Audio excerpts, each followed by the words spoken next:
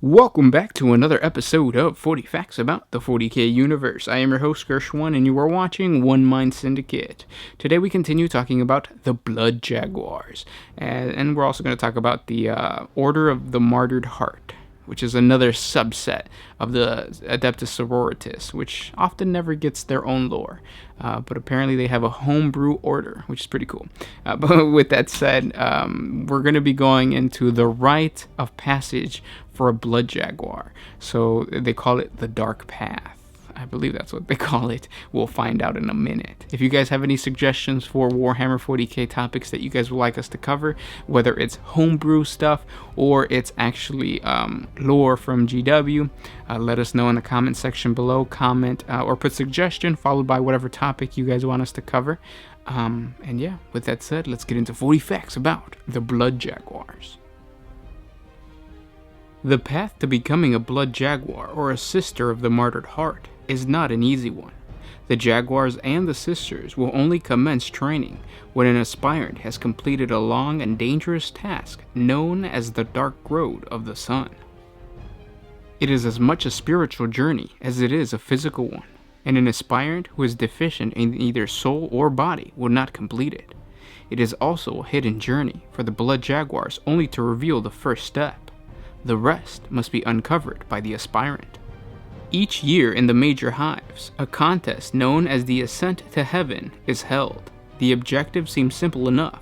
The contestants must stand at the base of the hive and ascend all the way to the very top spire.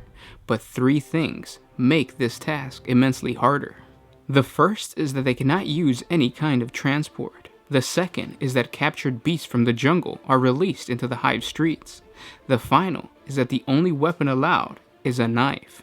Citizens in the hive not participating in the contest must remain either in hobs or safely behind barricades. It goes without saying that normal life more or less ceases in the hives when the festival is held, making the period a time of relaxation and recreation.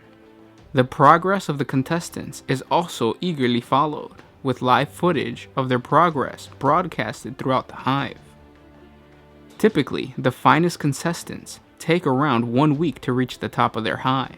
When they reach the summit, the first 10 to arrive find a lone figure waiting for them, clad in power armor. Typically, this is the only chance that a citizen will ever see one of the elusive Blood Jaguars, and the competition for their honor is fierce. The giant will say nothing until presented with a feather, skull, or talon from a beast killed during the ascent. If such a trophy is shown, the Blood Jaguars will speak these words and these words only. The dark road awaits. You must walk it until you reach the sun. Your first step has been taken. Seek now the pyramids where blood once was spilled. They will lead you to your goal. These may seem like vague instructions, but it is not so. Nearby to each major hive is a pyramid altar in the jungles, typically overgrown and half consumed by greenery. Once they were where the beating hearts of criminals were torn out and offered to the gods, but after the long night and the inquisitional arrival on Tenochtitlan in the aftermath, the practice was deemed heretical and suppressed.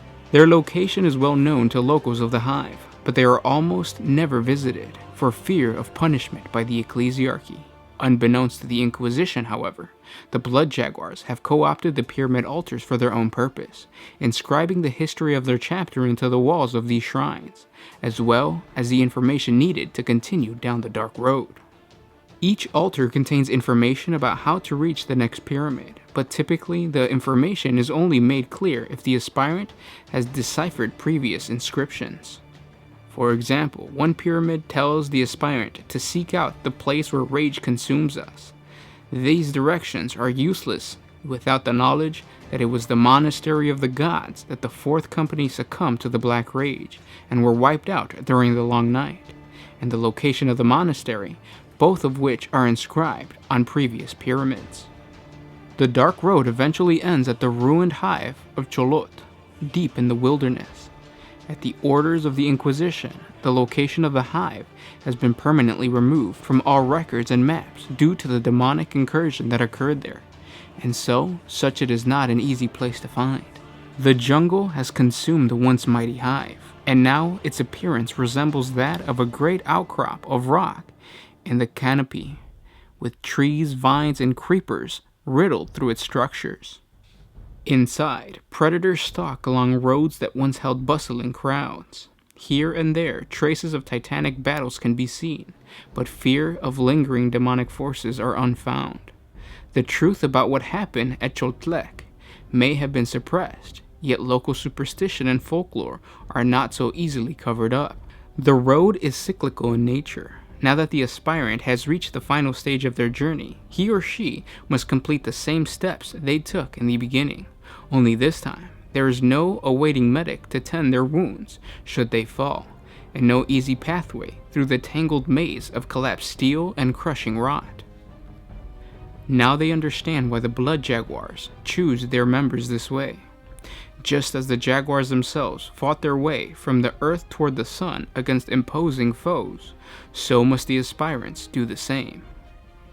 If they reach the top, they will emerge from darkness into the light, just as Tenochtitlan did when Cortés was slain, and awaiting for them will be two figures. One will be recognized as a Blood Jaguar, but the other may be a mystery. Clad in power armor of a different kind, the figure is clearly female. She is a member of the Adeptus Sororitas, of the Order of the Martyred Heart, and she will take any female who has walked the dark road with her instead. The Order considers knowledge of the Blood Jaguar's history to be vital to understanding Tenochtitlan, and why the Order is important, and the process will have weeded out those lacking in faith. But first, aspirants of either sex face questions.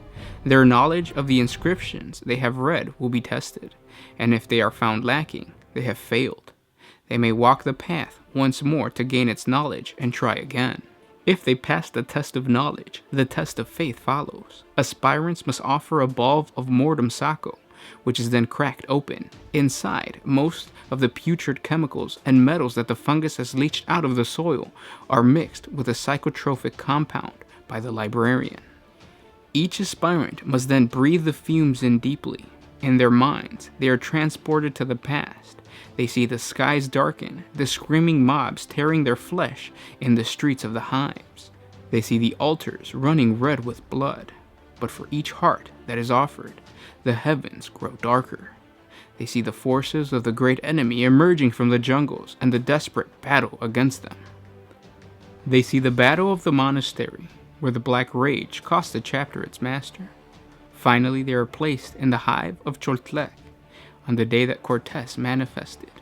Male aspirants see themselves clad in armor of the Blood Jaguars, females of the Sororitas. They must fight the battle as their forebears did, and this is no mock battle either. If you are slain in the dream, the best you can hope for is to wake up and find you have failed the test. It is not unheard of aspirants to go insane from what they see and experience. When Cortés is slain, the long night ended, the dream ends, and the aspirants must face one final challenge, the test of strength. The dregs of poison in the mortem sacco pods they carried up to the hive are ingested.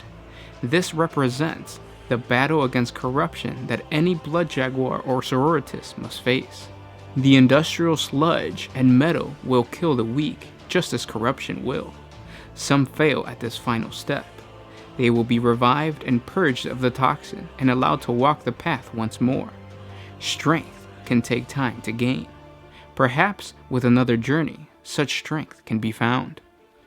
With success, the aspirant is deemed worthy. They have walked the dark road and come through the darkness, the forest canopy, their ignorance of Tenochtitlan's true history, the long night, and the ruined hive of Choltlek, and they have emerged into the light of the sun. They have been reborn.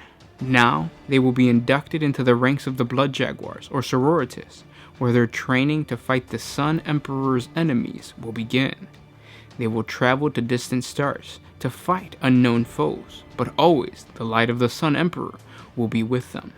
And if they fall in his service, their sacrifice shall be not in vain, for always sacrifice brings salvation. And those were 40 facts about the Blood Jaguars, and of course the Martyred Heart. Martyr Hearts?